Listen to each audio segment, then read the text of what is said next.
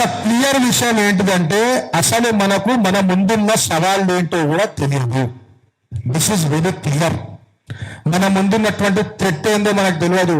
మన మీద జరుగుతున్నటువంటి కాన్స్పిరసీస్ మనకు క్లియర్ గా తెలియవు. నేను కొన్ని అంటే ఇక్కడికి వచ్చినప్పటి తర్వాత నాకున్న కొన్ని ఆలోచనలు చోటి కొన్ని డాక్యుమెంట్ చేయడం ప్రయత్నం చేసి ఒకసారి మీ అందరి ముందు చదువుతా. అందరూ ఫస్ట్ నుంచి జిహాద్ గురించి మాట్లాడుతున్నారు. జిహాద్ లో ఎన్ని రకాలు ఉన్న విషయం గురించి ఒక చిన్న డాక్యుమెంట్ అంటే చిన్న కలెక్ట్ చేసి పెట్టాం.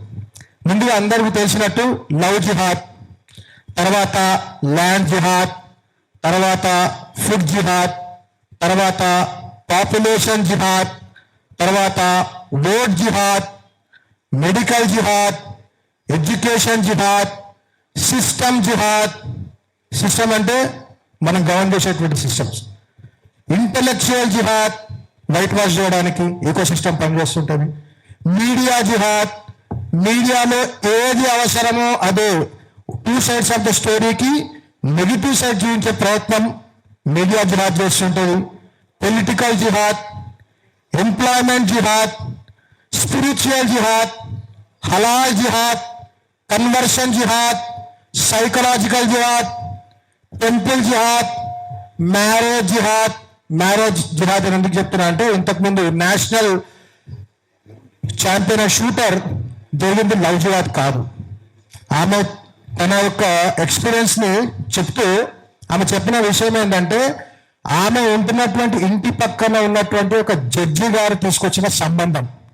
ఆ సంబంధం చూసింది జడ్జి గారు. మొత్తం వాళ్ళ ఇంటి ఫ్యామిలీ మొత్తం వెరిఫై చేసుకున్నారు వాళ్ళు హిందూస్ అని చెప్పి. కానీ పెళ్ళైన 2 daysకే వాళ్ళు ముస్లిమ్స్ అని జరిగింది. ఇది మ్యారేజ్ జిహాద్. బిజినెస్ జిహాద్, మూవీ జిహాద్, మ్యూజిక్ జిహాద్, డాన్స్ జిహాద్, ఆర్ట్ జిహాద్, నరేటివ్ జిహాద్, ఫెస్టివల్ జిహాద్ అండ్ ఫైనల్లీ కల్చరల్ జిహాద్. ఎన్ని రకాల కుట్రలు ఉన్నాయి.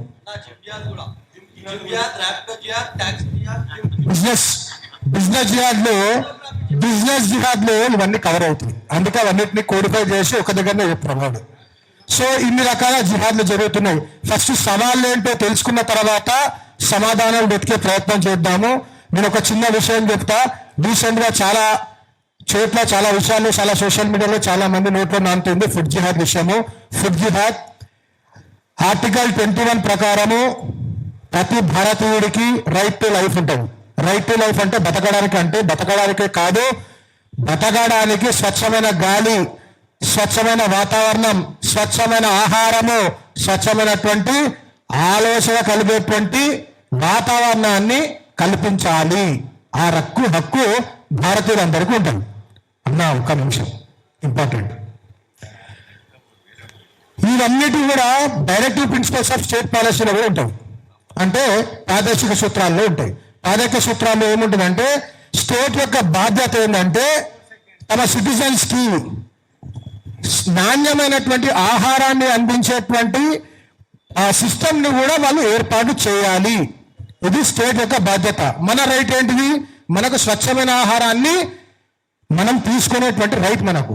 కాబట్టి బిజినెస్ చేసి ఫుడ్ బిజినెస్ లో ఉన్నటువంటి హోటల్సే కానీ, బ్రాండెడ్ హోటల్స్ అయినా సరే, నార్మల్ హోటల్స్ అయినా, స్ట్రీట్స్ వెంబడి అమ్మిన కానీ, జొమాటోలో స్విగ్గీలో వచ్చే ఫుడ్ కానీ, మీరు హాకర్స్ అంటే ఇంటి ముందు వచ్చే అమ్మే ఫుడ్ కానీ, మీరు ఎక్కడన్నా జాతరలకు వెళ్ళేప్పుడు అప్పటికప్పుడు చేసి మీ చేతికి ఇచ్చేటువంటి ఫుడ్ కానీ ఏదైనా కానీ సర్టిఫైడ్ అయ్యే ఉండాలి. Food standard and safety act 2006 ప్రకారం food standard and safety authority of India certify చేసినటువంటి వెండర్స్ మాత్రమే ఫుడ్ ను అమ్మాలి, ప్రొడ్యూస్ చేయాలి, స్టోర్ చేయాలి, మ్యానుఫ్యాక్చర్ చేయాలి, సప్లై చేయాలి. ఇవన్నీ మన రైట్స్. మన రైట్ మనం తెలుసుకుంటే మీరు ఎక్కడైనా ఎవరి దగ్గరికైనా వెళ్ళినప్పుడు అది కల్తీ ఫుడ్, నాణ్యమైన ఫుడ్ కాదు, దాని ఇంకా ఒక జిహాదీ ఆలోచన ఉన్నది అన్నప్పుడు you don't directly attack them with religion. మీరు FSSAI food safety security standards authority of India licence ఉందా లేదా అడగండి.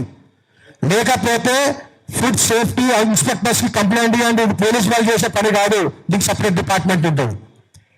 వాళ్ళ కంప్లైంట్ ఇచ్చి ఆ జిహాదు దాని ఎంకున్నటువంటి కుట్రను లేకపోతే నాణ్యతనా కాదా అన్న విషయాన్ని బయటకు తీసుకొచ్చే అవగాహన తీసుకునే ప్రయత్నం చేయాలి. కానీ ఎప్పుడైతే మనం దాన్ని కొంచెం రిలీజియన్ సైడ్ తీసుకుపోయేసరికి మనం చెప్పాల్సిన ఉద్దేశం పక్కకి వెళ్ళి దాన్ని మొత్తం సపోర్ట్ చేయాల్సిన ఈకో సిస్టమ్ అయితే సపోర్ట్ చేసే ప్రయత్నం చేస్తుంది. కాబట్టి అందరు ఫుడ్ సేఫ్టీ స్టాండర్డ్స్ యాక్ట్ 2006 లో చెప్పినటువంటి FSSAI సర్టిఫికెట్ లైసెన్స్ ఉన్న వాళ్ళు అమ్మడాలి, అదే మనం అడిగి కొని తీసుకోవాలి. కాబట్టి ఈ విషయం మీద అందరూ అవగాహన కల్పించుకొని అడిగి ప్రశ్నించి తమ హక్కులు అనేటువంటి నాణ్యమైన ఫుడ్ కొనుక్కొని తీసుకునేటువంటి ప్రయత్నం చేస్తారని చెప్పి తెలియజేస్తూ ఈ